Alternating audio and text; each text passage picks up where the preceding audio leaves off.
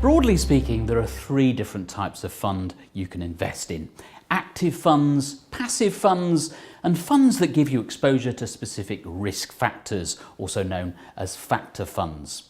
Now, the evidence is pretty clear that paying for actively managed funds is not worth it. Some investors choose instead to invest entirely in low-cost index funds, in other words, funds that track the whole market. But for those who are willing to accept more volatility, there is a case for trying to beat the market using factor funds. Here's Gerard O'Reilly from Dimensional Fund Advisors. What do investors do? Investors save, so they forego consumption today to grow their wealth in excess of inflation so that they can consume more tomorrow. That's why most people save. They save for retirement or consumption in the future. And by consuming less today, more in the future. If you can increase the expected return of a portfolio, there's two things that you can do with that. You can lower the amount that they have to save today to afford a similar level of consumption in the future, or you can have them afford more in the future so they can live an even better life in the future from making sacrifices today. The problem is there are literally hundreds of different factors to choose from. It's very important, if you go down the factor investing route, that you do so in a very careful and methodical way.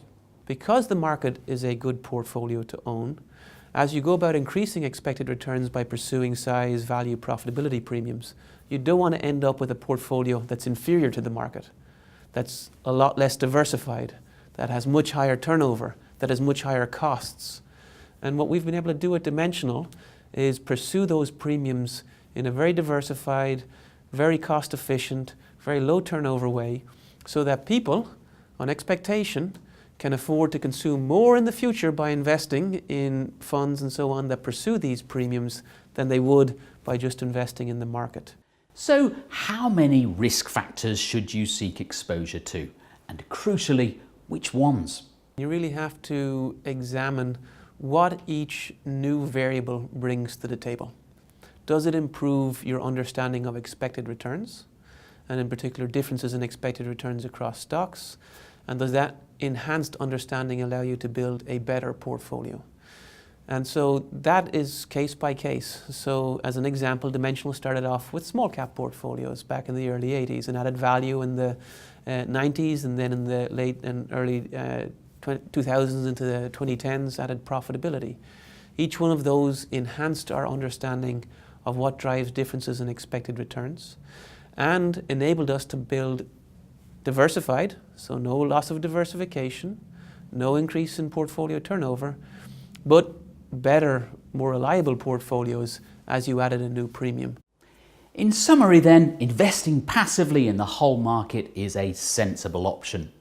If you want to try to beat the market, you need exposure to different risk factors, principally size, value, and profitability. There's no guarantee, of course, but if you're patient and disciplined, that at least gives you the potential to outperform the market over the long term.